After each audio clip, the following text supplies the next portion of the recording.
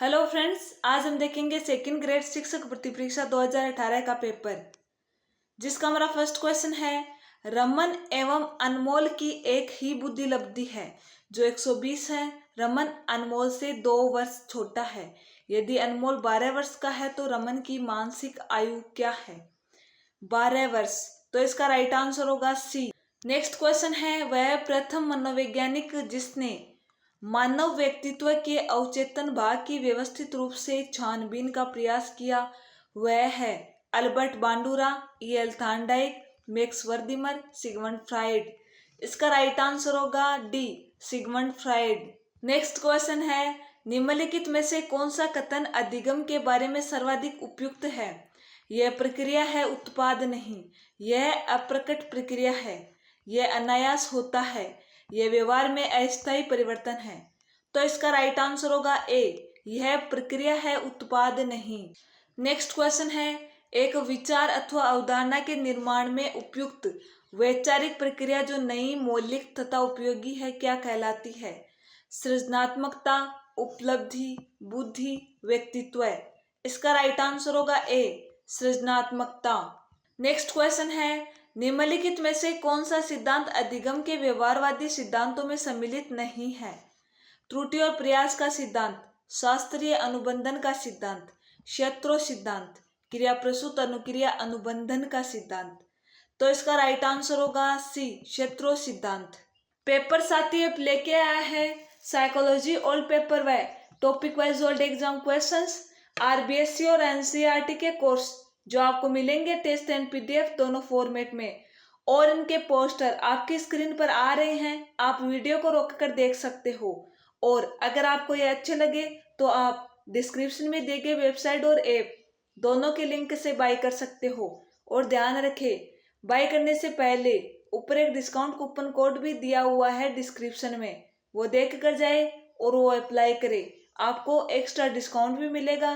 तो आज ही ज्वाइन करें साइकोलॉजी ओल्ड पेपर का कोर्स या फिर psychology topic wise old exam questions का कोर्स। नेक्स्ट क्वेश्चन है, बी.एफ. स्किनर का अधिगम सिद्धांत मुख्यतः प्रयोगशाला प्रयोगों पर आधारित था, जबकि हल का सिद्धांत किस पर आधारित था? परिकल्पनाओं पर, गणितीय गणनाओं पर, प्रयोगशाला से बाहर किए गए प्रयोग पर, सामाजिक अधिगम पर। इसका राइट आंसर होगा बी, गणितीय गणनाओं पर। नेक्स्ट क्वेश्चन है, निम्नलिखित में से कौन सा अधिगम का निर्मितिवादी विचार नहीं है? अधिगम वैसा का वैसा संप्रत्यात्मक स्कीमा है। अधिगम एक सक्रिय अर्थ निर्माण प्रक्रिया है। नया अधिगम अधिगमकर्ता के पूर्व अधिगम पर आधारित होता है। अधिगम सामाजिक अंतःक्रिया द्वारा सुगम होता है। तो इसका राइट आंसर होगा ए, अधिगम वैसा का वैसा संप्रत्यात्मक स्कीमा है। नेक्स्ट क्वेश्चन है, गेने के अनुसार निम्नलिखित में से कौन से 8 में से 4 अधिगम प्रकारों का सही पदानुक्रमिक क्रम है? बहुविभेदीकरण, संप्रत्यय, सिद्धांत, समस्या समाधान। इसका राइट आंसर होगा डी। नेक्स्ट क्वेश्चन है, निम्नलिखित में से कौन सी व्यक्तित्व आकलन की प्रक्षेपी तकनीक नहीं है? बालक अंतर्बोध परीक्षण, शब्द साहचर्य परीक्षण, वाक्य पूर्ति परीक्षण, मिनेसोटा बहुस्तरीय व्यक्तित्व अनुसूची। तो इसका राइट आंसर होगा डी, मिनेसोटा बहुस्तरीय व्यक्तित्व अनुसूची। नेक्स्ट क्वेश्चन है, निम्नलिखित में से कौन सी अच्छे समायोजन की विशेषता नहीं है? अपनी शक्तियों एवं सीमाओं का ज्ञान, आकांक्षाओं का पर्याप्त स्तर, प्रतिकूल परिस्थितियों में जूझने की क्षमता, महत्वपूर्ण गलतियां खोजने की अभिवृत्ति। इसका राइट आंसर होगा डी। नेक्स्ट क्वेश्चन है, निम्नलिखित में से अध्यापक का कौन सा कार्य विद्यार्थियों की सृजनात्मकता में रुकावट है? विद्यार्थियों को नवाचारों के लिए प्रेरित करना, विद्यार्थियों को शीघ्रता से निर्णय लेने के लिए जोर डालना, विद्यार्थियों को किसी वस्तु के हर संभव उपयोगों पर विचार के लिए कहना, विद्यार्थियों को भिन्न भिन्न रूप से विचार करने को प्रोत्साहित करना। तो इसका राइट आंसर होगा बी, विद्यार्थियों को शीघ्रता से निर्णय के लिए जोर डालना। नेक्स्ट क्वेश्चन है, भारतीय चिकित्सकों फिजिशियन के अनुसार व्यक्तित्व के 3 अवयव पित्त, वात, कफ व्यक्तित्व का यह वर्गीकरण कहलाता है? मनोविश्लेषण सिद्धांत, घटना क्रिया शास्त्रना सिद्धांत, प्रकार सिद्धांत, शीलगुण सिद्धांत। इसका राइट आंसर होगा सी, प्रकार सिद्धांत। नेक्स्ट क्वेश्चन है, निम्नलिखित में से व्यक्ति की कौन सी विशेषता सामयिक बुद्धिमान व्यक्ति की विशेषताओं में सम्मिलित नहीं है?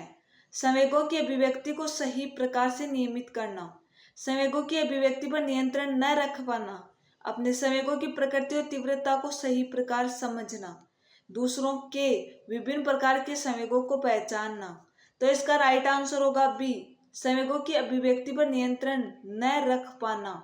नेक्स्ट क्वेश्चन है, मंद गति से सीखने वाले बालकों के लिए निम्नलिखित में से कौन सा शैक्षिक प्रावधान उपयुक्त नहीं है? उपचारात्मक शिक्षण, प्रतियोगिता न रखना, त्वरण, लेबलिंग न करना। तो इसका राइट आंसर होगा सी, त्वरण। नेक्स्ट क्वेश्चन है, दिगम्य विप्रेरणा का निम्नलिखित में से कौन सा कार्य नहीं है?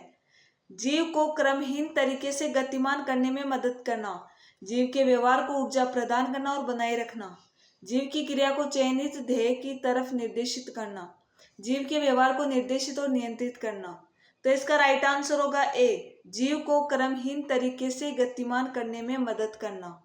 नेक्स्ट क्वेश्चन है, एक 5 वर्ष की शारीरिक आयु वाला बालक या बालिका 7 वर्षीय आयु के वाले के समान परीक्षण पदों को सफलतापूर्वक पूर्ण कर लेता या कर लेती है तो उसकी बुद्धि लब्धि होगी 140। इसका राइट आंसर होगा ए। नेक्स्ट क्वेश्चन है, किशोरों के शारीरिक विकास के संदर्भ में निम्नलिखित में से कौन सा कथन असत्य है? द्वितीयक लैंगिक लक्षणों का विकास, शारीरिक क्रियाओं और योग्यताओं में वृद्धि, मांसपेशीय ताकत में वृद्धि, शरीर के अनुपात में कोई परिवर्तन न होना। तो इसका राइट आंसर होगा डी, शरीर के अनुपात में कोई परिवर्तन न होना। नेक्स्ट क्वेश्चन है, निम्नलिखित में से कौन सा एक अभिक्षमता परीक्षण का उपयुक्त अनुप्रयोग होगा? बालक ने अध्यापक की कक्षा में क्या सीखा, इसका परीक्षण करना, बालक ने गणित के मानकों के निर्धारण का परीक्षण करना, बालक के चिकित्सा व्यवसाय में सफल होने का परीक्षण करना, बालक का बोर्ड की कक्षा को पास कर सकने के निर्धारण का परीक्षण करना। तो इसका राइट आंसर होगा सी। नेक्स्ट क्वेश्चन है, एक बालक बुद्धि में औसत, उपलब्धि, अभिप्रेरणा में उच्च, सृजनात्मकता में निम्न और सामाजिक विकास में औसत है। यह उदाहरण है अंतर्वैयक्तिक भिन्नता का, अंतर्वैयक्तिक भिन्नता का, मापनीय व्यक्तिक भिन्नता का, अवलोकनीय व्यक्तिक भिन्नता का। इसका राइट आंसर होगा बी, अंतर्वैयक्तिक भिन्नता का। आज का हमारा लास्ट क्वेश्चन है, बालक के विकास के संदर्भ में निम्नलिखित में से कौन सा कथन सत्य है? विकास केवल आनुवांशिकी का परिणाम है, विकास सतत प्रक्रिया नहीं है। विकास की गति बालक और बालिकाओं में एक समान होती है, विकास सामान्य से विशिष्ट की ओर अग्रसर होता है। तो इसका राइट आंसर होगा डी, जो कि सत्य कथन है। और अगर आप इस चैनल पर नए हैं तो चैनल को सब्सक्राइब करें, वीडियो को शेयर करें।